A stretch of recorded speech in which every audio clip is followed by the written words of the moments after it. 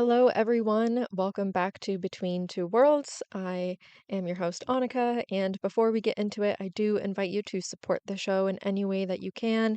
Please leave a like or rating wherever you are listening to this on. Give my Instagram a follow, and of course, checking out the Patreon is most welcome. It's definitely something I work on hard monthly and would love to get some more faces over there and build this community. Lastly, if you are so inclined, leaving just a comment too is very much welcomed, and all the information will be in the description. So, this week I wanted to get into talking about Hekate, and I have not done an episode on her in quite some time. And honestly, I think, those ones I have are good, but I definitely want to give you better. I want to sort of like go through her epithets and give them each sort of like this good talking to. So, I guess is like sort of a start of a series. I want to first start off with her most recognized, which is Triformis. So this is the good old triple formed goddess, triple faced, three bodied. And I think I really got inspired by this because instead of like doom scrolling, I mean, don't get me wrong, I definitely doom scroll, but most of the time I really like to just look through old art. And it's actually something that I include quite a lot on my Patreon. Definitely like an art nerd, went to art school and all that sort of stuff. But there's this one particular picture that I am actually going to be recreating and sort of drawing in her devotion, and maybe selling them. We will see. I will keep you guys updated on my Instagram. But, I want to start off with this because it is the most talked about and the most recognizable. And the first thing I want to actually sort of like debunk here is the whole maiden mother crone thing. And personally, I think it's so fucking redundant and quite boring to what this might have actually suggested through antiquity. We see her so plainly interpreted as a three-way goddess in the lightest form I think possible. So the maiden mother crone is among the most frustrating, at least to me, because there is nothing wrong with reinterpretations. That I want to get out of the way. Even the Mother Maiden Crone on its own, there's nothing inherently wrong with that. Reinterpretation, of course, is going to happen in witchcraft, regardless, especially when we're talking about deities. But the misunderstanding of it through Hekate leaves a big hole of opportunity for working with her. Now, Ronald Hutton is essentially the one who traced it most cleanly by bringing to the front that the Maiden Mother Crone triple goddess itself has its modern roots and shows it was actually just a 20th century invention. And Jane Ellen Harrison was the one working with ideas about early goddess worship and triple formed imagery, even though brilliant and worth reading about. She was doing early 1900s scholarship. So, not really, reporting some unbroken ancient tradition that many of us would like to believe. But then the poet Robert Graves takes her ideas and runs way past them in his book, The White Goddess, in 1948, where he lays out this sort of a grand theory of a single triple goddess of birth and love and death, standing behind basically all of European myth. Now, Graves himself called it a historical grammar of poetic myth. And even Graves didn't actually say Maiden Mother Crone, not in those words at least, because his triads were things more like maiden and nymph or hag or mother, bride. The specific phrasing everybody treats as ancient and eternal, this whole maiden, mother, crone, these three neat life stages, the actual formulation really gets cemented even later. So in 1979, these two foundational books of modern witchcraft, which many of us know of, there is Starhawk's The Spiral Dance and Margot Adler's Drawing Down the Moon. Now, 1979, that's the thing that people confidently like tell you is thousands of years old, where this actually comes from. And honestly, it's younger than Star Wars. And I'm again, like, I'm not saying Maiden Mother Crone is worthless. Plenty of people find real meaning in it, and it maps onto sometimes genuine stages of life, and yes, even like phases of the moon, and it works in your practice in a way that many people find useful, and that's wonderful. What I'm saying is is just a modern framework, and it was built in the last 100 years and finalized within just the last 50, and it was retrofitted onto Hekate, who is thousands of years older than it, and never once in the entire ancient record gets split so neatly into a girl and a mother and an old woman. That template got laid over her just like a sticker. And humans only ever face one direction at a time. We stand in one spot ourselves. We look one way. We see from the single point of view that we happen to be stuck in. And maybe that's why it's easy for us to sort of like put together this maiden mother crone, specifically to Hecate, because it's a more humanized understanding of just how great and vast that she actually is. But Hecate doesn't see that way, right? That is, the meaning of the three form, not three stages of a woman, but a goddess who actually never experiences only one perspective, who is turned every way at once. Now, everybody who has spent 5 minutes in Hecate's corner of the internet already knows she's pre Olympian. So, a titan older than the gods, everybody knows. So, I don't want to get into that too deep. But I do want to talk about what that actually entails because she is not just older than old, she's an outlier. And that's the thing I want to, sort of take away from these stories specifically, a foreign goddess in this pantheon that actually didn't even make her. She's a titan in this Olympian world and essentially this supreme universal power squeezed into, a system that basically had all of its jobs already filled. She's a goddess that has no definition and lives at the fringes and the edges, and it pushed her to the boundaries of everything. So being the outsider made her the goddess of these margins, and of course, everyone's favorite word, liminal. I also want to mention that it's very common to see when researching Hecate that she almost certainly did not start as a Greek goddess at all. She actually comes out of Caria, excuse my pronunciation if it's wrong, in Anatolia. And this is actually what is now southwestern Turkey. But her great cult center there was a city called Lagina, which had a major temple to her and huge annual festival. Actually, it would be a dream to go and visit it. I'm very jealous of people who have. And there are, Carian inscriptions naming her from before very serious Greek influence. She was definitely not some like minor spirit of crossroads and spooky business. She was the dominant deity, and she was a great universal goddess, a general, all protecting power who presided over the fertile earth and even military victory and, the prosperity of the household, everything, the whole life. She was huge, and she was in her own home essentially a supreme goddess. So the Greeks encounter this enormous foreign goddess, and you can actually watch one of them wrestling with her because, her first real appearance in Greek literature within Hesiod's Theogony. Now, the Theogony is basically the huge family tree of, the gods, and it moves briskly. This god begat that god, and, most deities get a line or two.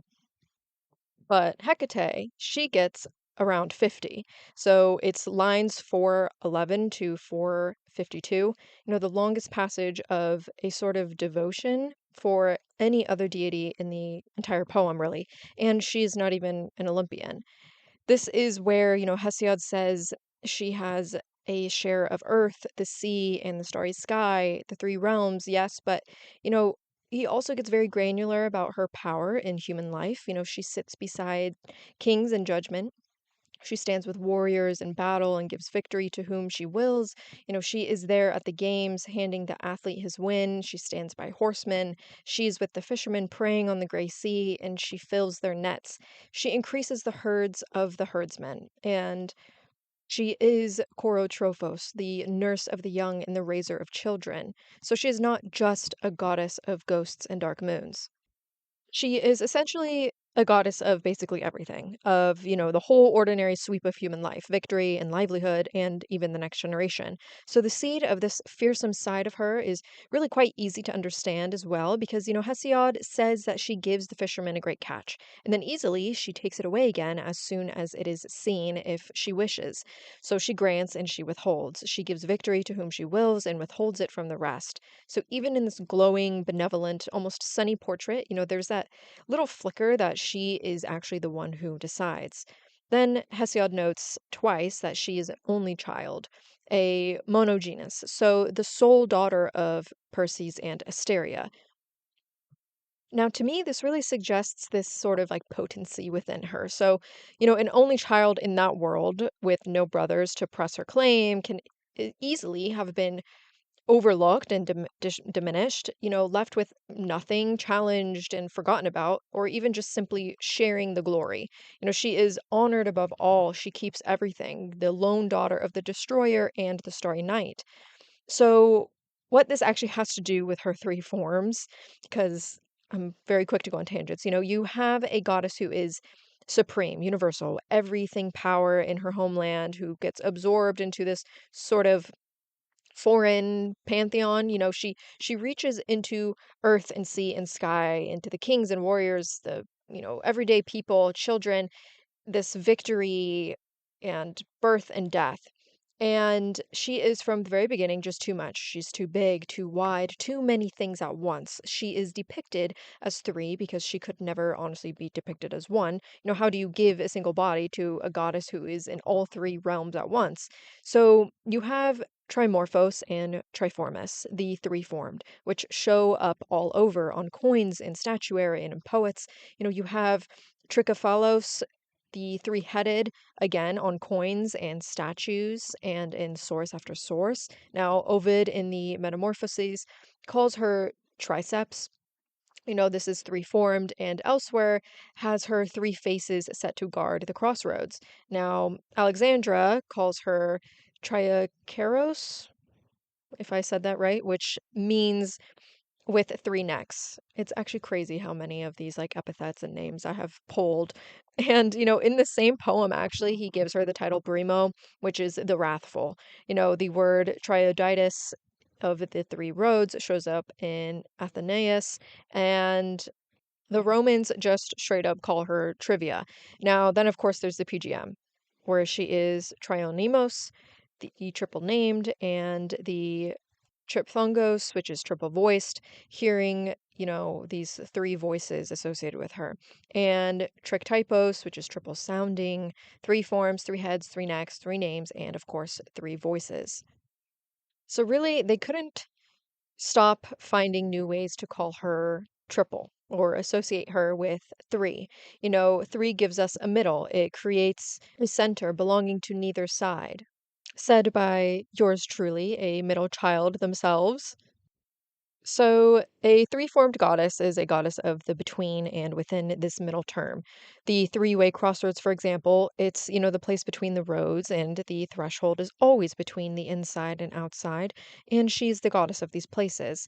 Now, somewhere in late antiquity, the image of this three formed goddess starts to move and shift and sort of curdle, and, this is technically getting into another epithet of hers, but this is where those three bodies collapse into one figure wearing three animal heads. And the heads change depending on where you look. You get a boar, a cow, there's like a lion, a goat, I think even like an old man on there somewhere. But her most recognizable version shares her heads between a horse, a dog, and a serpent. And each of these heads got assigned a temperament. In the 6th century, a writer named John Letus actually gives us this little breakdown. Now, the horse head, he says, is fire breathing. The bull head snorts, this furious snorting thing. And the serpent head, or in some versions, even a hydra head, is of a sharp and unstable nature. So, that word unstable, unpredictable, you never know which way it is going to strike. Sometimes, you just see like a little snake curled up, but you have no idea that it could reach like 180 degrees and then it just strikes. And the dog head. Now, he says this has a punishing nature. They are her different violences really worn as different faces. She's fire breathing one, and she's snorting and furious, and she's sharp and unpredictable, and she's even punishing all at once. And these animals also work sort of as a key because, every single one of them is already tied to death and the underworld, really, before you ever associate it with her. The dog is one of the great threshold of death animals across half of the mythologies on Earth. The guardian at the gate of the dead, the psychopomp. It really just this creature that sits where the living world ends and the dead world begins. Think of Cerberus at the gate of Hades. There's even two dogs of the Hindu death god Yama who actually watch the road to the afterlife. Dogs turn up over and over in Mesoamerican belief as, the ones who guide the dead across. Then the serpent, which is maybe the oldest chthonic symbol there really is anywhere. The snake lives in the earth, it goes down into the ground, comes back out, it disappears into the dark, and it returns. And the fact that it just sheds its whole skin and comes out, just glossy and new and, well, rebirthed, is why the snake everywhere carries this meaning of the underworld and death and rebirth and regeneration. The only something which has been through death understands. And Hecate is described again and again as wreathed in serpents and snakes coiling in her hair, snakes wrapped around her arms, or even a belt, some snakes in her hands.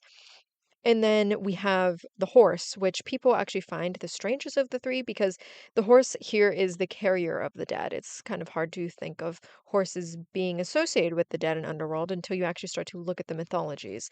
Now, that is, the number one animal that actually carries the dead through carriages, or think of like the many tarot cards, like the death card, he's on a white horse, the animal that actually draws the soul away. And sort of like a death bringer, the sights of white horses, tied to chariots that carry souls out of the world.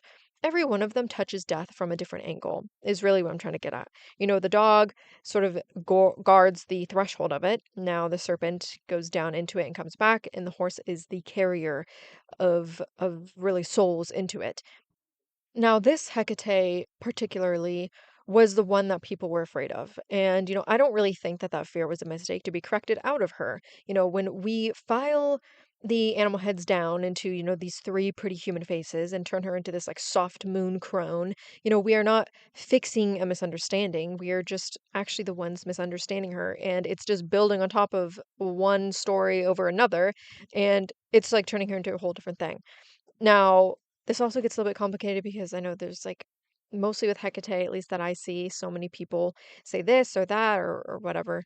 Um, but I think it's just more understanding the whole truth of her and looking at all these angles instead of trying to pick and choose which one you like. At the same time, Hecate is showing up in the magical material as this dark animal-headed power of the crossroads and night and the psychopomp and death. She is also in the exact same centuries actually being described as, you know, something almost unimaginably vast. She's not a witch. She is, not a goddess of spooky roadside business yet, and she is actually a fundamental structure of reality itself. This is the Chaldean oracles and the Neoplatonist philosophers who actually treated them almost like scripture. So now, for a long time, the standard reading was that the Chaldean Hecate simply was the world's soul. So Plato's world soul from the Timaeus, the great living soul of the entire cosmos, the animating principle that ensouls everything that exists, the layer of reality sitting between this pure divine mind up above and the material world down below. Now, that was the consensus. So Hecate as the world's soul, the cosmic in between. But then in the 1990s, some scholars, Dylan and Ronan and others, pushed back and began to actually reevaluate her. And it ranks her, honestly, even higher as a primary entity in the Chaldean divine order itself, one of the supreme powers near the very top of everything. Not just this world soul, but something closer to what we could think of as the actual source. It's not just about if she was cosmic and enormous, it was actually about how impossibly high up she actually sits. And every time they looked closer, the answer actually got bigger and vaster. The Chaldean oracles really describe the generative soul. So the soul that ensouls all the worlds, all the light and the fire and the ether and everything that lives pouring out of Hecate's own body, out of her flank, out of her side, like a great stream gushing from her, the whole animating principle of the cosmos flowing out of her like water from a spring. And in this material, she has faces on all sides, not three, but everywhere. She's the center through which everything flows outward into existence and then flows back again at the end. So the three-formed goddess at, the height of the philosophical imagination is not three-faced at all, but she's infinitely faced. She is the membrane the entire cosmos passes through on its way into being. And actually, there's a small paradox with this because most people who talk about Hecate, you know, quietly pick one of these and ignore the other. It's either, again, like it's picking which one you like. Either she's this spooky witch queen of the graveyard and something to be so scared that no one else can work with unless she chooses you, and the crossroads and the restless dead, even a folk goddess, and this dark one, or she's very lofty and abstract, and all those things are wrong, and she loves everyone. She's just, gets a bad rap. Or she's this huge infinite world soul of the philosophers. And those feel like they can't possibly be the same. They feel like an embarrassing contradiction, really. The low version and the high version, there's not really a contradiction when you think about it. They're the exact same claim, just made at two different scales. Because what is, if we think about what the world soul actually is, it is the boundary between worlds, if we boil it down. I'm not going to get too crazy, but it is the membrane between the divine and the material. So, this sort of seam where one order of reality passes into another. And the goddess of the graveyard and the crossroads, she is one who actually stands at the boundary of death, that seam where a living person passes out of this world and into the next. Death is just the most personal, most intimate, and most terrifying version of that exact same crossing. Death is the cosmic membrane felt not by the whole universe all at once, but by one single frightened human being alone at the end of their life. The world soul is the great boundary at the scale of all existence. In the graveyard, goddess, is the same boundary at the scale of your one death. It's that same door. It's always been that same door. She's just actually standing in it, whether you are looking at the birth of the universe or the last breath of one person, because, to her, those are the same place. The middle is the middle no matter what. The between is fractal, and it has the same shape at every scale, and that is precisely what she presides over. She is infinitely between. Now, let's actually talk about this little Hekate at the crossroads, everybody throws around. It might actually be one of the single most repeated fact about her and most recognized with, her three-way self. It is not just a useful place for making magic and meeting spirits. The crossroads is something that is significant to many magical traditions and used in many different ways. And, a crossroads, most simply put, when it comes to working with Hecate, is most usefully looked at as uh, the place of choice. And really, that's what a crossroads is, right? It's the place in between two choices or three choices, or uh, it's simply just that middle ground.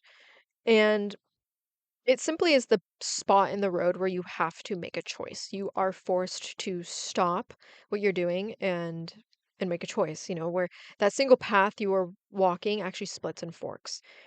So I know this might seem pretty fucking obvious, but I like brain picking. So think about what happens when you actually choose one road at that fork. Now, once you choose, you can't really unchoose, right?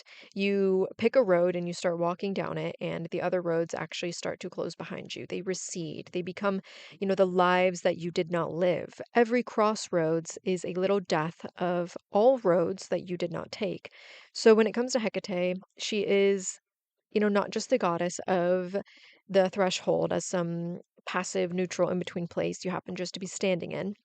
She is actually just the goddess of the moment of decision, the one who stands at the exact point where your single life splits into the different lives you could have and watches which way you go. She presides over consequence, over the commitment, over that irreversible moment, and standing at the place where you become one version of yourself and cease to be able to become the others.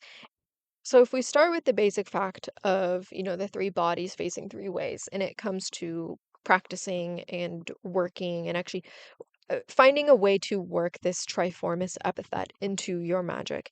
It means she has no blind side for one. This is a good one to start off with. She's great for working into protection magic, of course, here like warding and even a more traditional way of keeping her altar or shrine at your threshold. These shrines actually traditionally are called Hekatea, and a hekataion being her statue or small shrine at the entrance. This is the one that has three bodies. You know, Actually, Astrophanes jokes in The Wasps about a day when there would be a little Hecate shrine before every door. And I honestly think this only works as like this sort of like joke or light comedic moment because the audience who was actually listening to this at the time honestly saw that as just a normal fixture of the city. It was so common to have these shrines at the thresholds. Also, Aeschylus, actually calls her the lady before the portal of the royal halls. And in Euripides, Medea names her the goddess who dwells in the inner chamber of the house at the household shrine. This was normal to a Greek home as, a saint by the entrances elsewhere. The guardian you set at the threshold and passed under, just coming and going. And Hecate acted at the threshold as a protector. She was Propylaea at this, form. That one before the gate, the Apotropeia, even, the one who turns evil away. Her job at the door was to guard the transition point where the chaotic outside sort of meets the ordered interior of the home, which one wanted protected and blessed. And a threshold is a vulnerable place. It's the seam, the boundary that things want to cross. So things like the evil eye, harmful magic, wandering ghosts, you needed a guardian at the seam to turn it back. And who better than the goddess who is the boundary and who faces every direction at once and has no blind side? And this is where, the three-bodied form is functional. So a doorway and a crossroads are both points that they have somewhere where things branch at. The three faces turned outward watch every direction at once, and nothing approaches from any angle really without one of those faces already on it. That is why the triple form went at that door specifically. Now, least to say, she sees the road ahead, the road behind, and the road you did not take, all at once. These three faces that never have to turn because, they're already pointed everywhere. She is present in multiple directions and arguably multiple realities at the same time. Now, that changes invocation, I think, because you are stepping into the awareness of something that's already facing everything. When you invoke Hekate Triformis, you know, we we really want to bring her into a working and, I'm not saying asking her to look at your problem.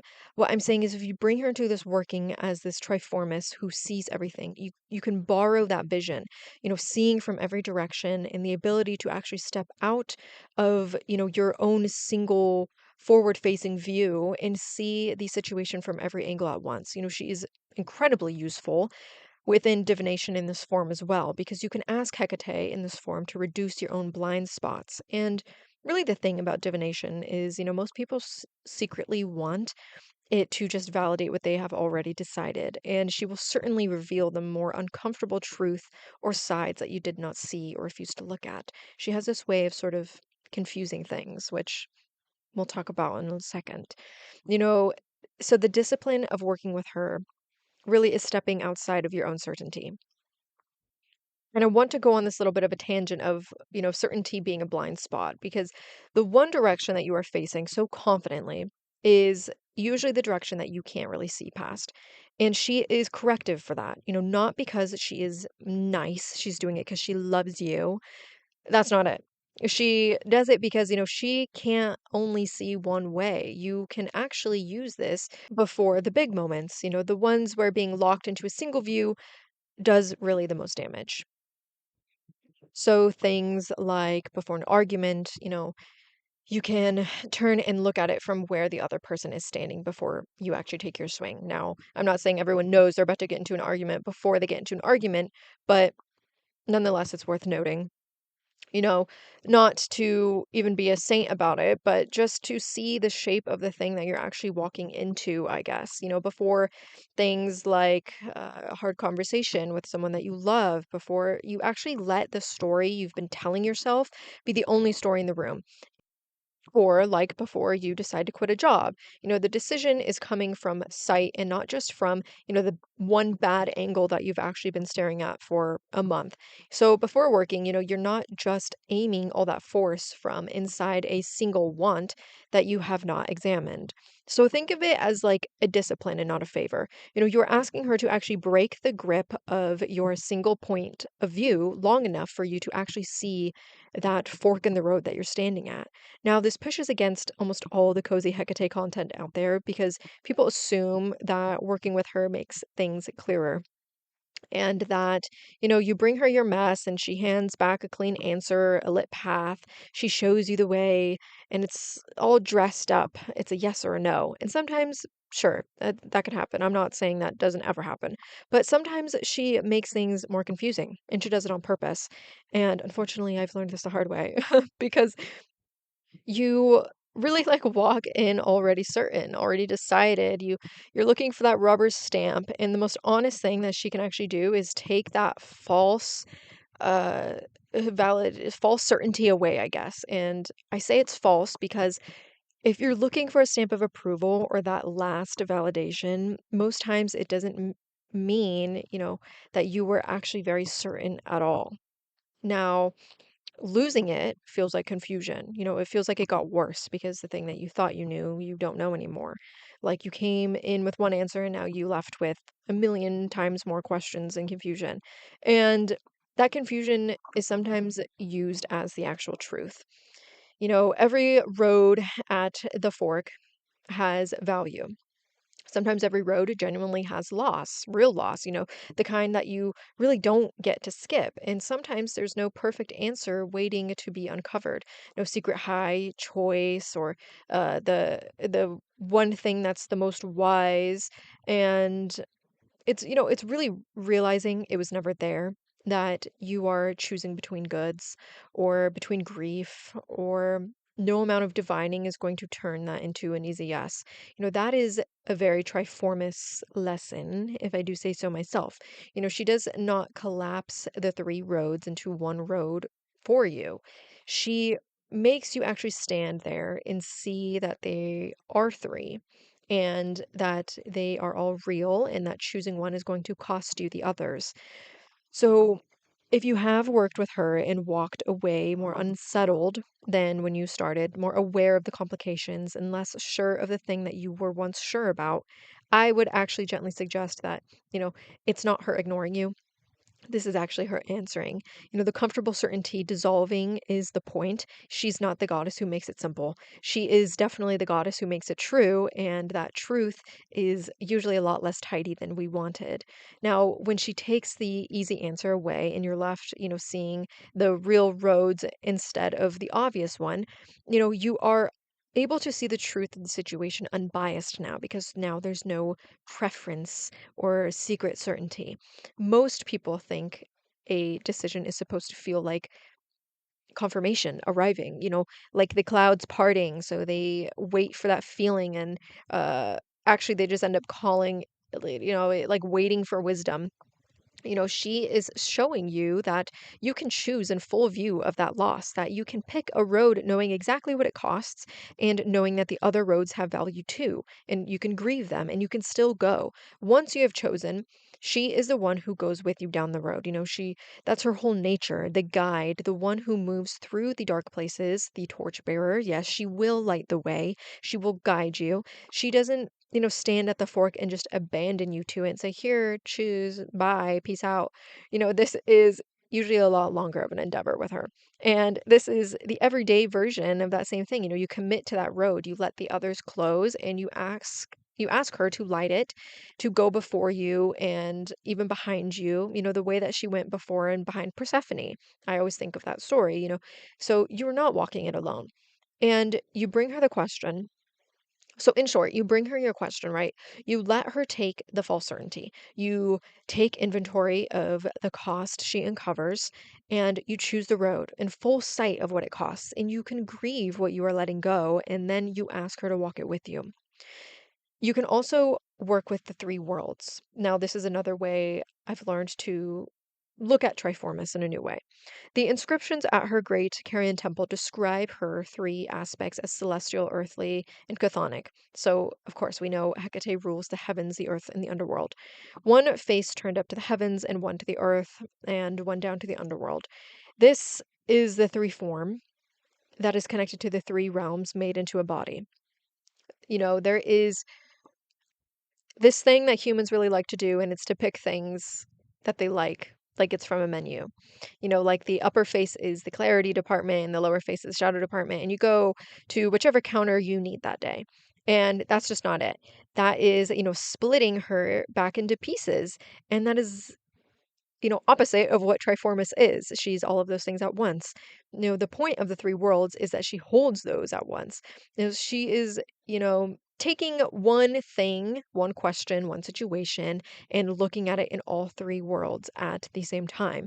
Because almost everything in your life is happening on all three levels, whether you're actually looking at them or not. So take any real problem. It has a heavenly dimension, the big picture, the pattern, the meaning, the the version of it you would see from very high up and far away, and just honestly the fate of it.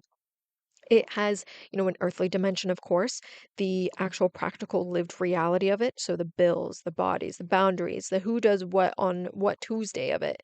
And it has the chthonic dimension, the buried part, the root, the dead thing under it, and those old wounds or the ancestral pattern or the fear that you have not looked at that is actually driving the whole thing. But it's the same problem at three depths. And most of us only ever look at one because we obsess over the practical and never actually look at the root, or we spiritualize the big meaning and never deal with the earthly reality of it. She is the one who looks at all three floors of the house at once. And to work with her here is to be dragged into doing the same thing. So the working is not three separate rights for three separate needs. It is actually just one question carried down through all three. You set your offerings at three heights, sure. Something at the ground for the earth. This could be food, it could be actually being in your body and doing something physical, going outside, creating an altar, or, just going to a physical threshold. And then it could be honoring the underworld, so poured out, something buried, pressed into the ground, and then there's above, you can bring the same question. You ask the high face what it means, what the pattern is, what it looks like from the distance where you can actually see the shape of it. You can ask the middle face what it actually requires of you here in your life, in your body this week. And then, of course, the lower face, what it is underneath it, what is buried, what old dead thing is really at the root of it. And you let these three answers sit together because they will not be the same answer. And the gap between them is actually the whole point. The thing you saw from above and the thing that you found buried below are usually not telling you the same story. And she is the only one standing in place where she can actually see both at once. So instead of asking Hecate to see for you, you could also practice a way of seeing her way yourself. You can, make yourself on purpose temporarily three-faced. So, for example, not just like, don't be like a three-faced bitch, like, don't be mean to people, but you can take one problem, one decision that you're stuck on, and instead of answering it from the single point of view you are trapped in, I mean, like, you deliberately answer it from all three positions and let them disagree. And you can pick which three lenses fit the problem. So it can be, past self, present self, future self. It could be human, spirit, ancestor, even things more embodied like logic, emotions, and instinct. There's these three seats at the table, and you make yourself sit in each one, asking Hecate to be with you, honoring her, including her in whatever ritual it is that you're doing or however you practice, but using Hekate Triformis. So, say you're deciding whether to leave something, a job, a city, a relationship. Sit down in the logic seat first and only answer one from there. So, these are things like looking at the practicalities, numbers, what makes sense on paper. This is very cold and clear. Then you can sort of shift into the emotion of things, right? And you can answer from there what you actually feel, what you want, what you're afraid of, what you would grieve or afraid you're going to miss out on. Then there's the instinct, right? The gut, the body, the answer that shows up before, you really have reasoned anything. The thing that you actually know the first 2 seconds before you talked yourself out of it. And of course, they're going to disagree. Logic is always going to say one thing, the gut says another, and the heart is somewhere else entirely most of the time. But the disagreement of all these three positions, the place where, those three faces don't line up is exactly the place that you've been avoiding looking, that real knot. And it's the thing that, your single point of view was smoothing over. Now, I bring this up because many people come to Hecate in crossroad moments of their life, within this sort of wanting to decide between choices. So you're training yourself out of that one direction human default. Teaching yourself to hold these three views of the same thing at once without collapsing them into whichever one is loudest is, of course, going to be hard. And her threeness is not only spatial, it is not just three places and three realms, it's actually temporal too, past, present, and future. The three times she stands at the seam of time the same way that she stands at the fork of the roads. So she becomes this guide through time so much as she becomes this guide through space. You can turn to her for things in regards to past, present, and future. Now, this is best used when you want to take these three things and bring them into one to see the through line of it all. So you turn to her present face for the present, right? The acting, the doing, the magic aimed at the situation right in front of you. Then the middle face is where the power actually lands in the present, the only place anything ever changes. And you turn to her future face for the future, the divining, the preparing, the opening or closing of the roads ahead, because she's the one at this crossroads who can see where each branch goes before you take it. She holds all three at once, and she sees that single thread that runs from the past through the present into the future. The way that old wound behind you is connected to the choice in front of you, which is connected to the road ahead. Because we mostly can't see that thread when we're stuck living in the present with our backs to, where we came from and no idea where we're going. And she's precisely the one who sees that for us all together and connects it. So when it comes to the goddess, which is actually called on for thousands of years because she's so connected to witches, right? Especially now in the modern era. It's like she's the goddess of witches. But where this actually comes from is, of course, the connection to power and liminality. This essentially starts with her witch daughters because the two most famous sorceresses of the ancient world both are connected to her. So Medea, whose name is basically synonymous with witchcraft, is her devotee. And in these sources, Medea calls on Hekate as her patron, works her rites at night, swears by her, keeps her as the goddess of her craft. And Circe is tied to the same lineage, the same family of powerful, dangerous, independent witches who answer to Hecate. Now, in the PGM, she is invoked there constantly, called by those threefold names, three named and three voiced and three sounding, summoned with the long strings of the Vox Magica. She is in the Diffictiones. Now, a witch was a pharmacus, a woman or man or whatever, but who worked with the ambiguous powers. She was a genuinely liminal figure herself, standing on a boundary. She was necessary and she was feared at the same time by the same people. You needed her for the birth and the fever and the failing crop and even the love that wouldn't come. You were afraid of her for the exact same reason, because the hand that knows how to heal, of course, knows how to harm. And the woman who can open the womb can close one. She lived at the edge of the acceptable half inside the community and half outside of it, respected and suspect in the same breath. So, operating in that gray zone, the law itself could never quite draw a clean line through, because helping magic was a fine and harming magic was death. And it was the same craft. It was those three faces within one body. The witch is a boundary walker by her very nature. She works at night, at the crossroads, at the graveyard, at the thresholds, and all those in between places when necessary. She stands between healing and harm, a creature of the boundary. Then, of course, her goddess is the goddess of the boundary. Of course, the woman who lives in between answers to the deity who is the between. Hecate is not the witch's goddess by some random choice. Or even aesthetics. She is the witch's goddess because I guess, the witch herself in her own human way, is doing the same thing that that goddess does, standing at the same and working across it, belonging fully to neither side. And the witch is liminal, and she serves the liminal one. Most of us walk around believing that we are one person, one self, one me, singular, consistent, the same thing all the way through. And it's not just true. You are already many bodied. You are the one at work. So that person, that employee, the competent and buttoned up one, you are a completely different person with your oldest friend, the one who, knows what people say, the real you.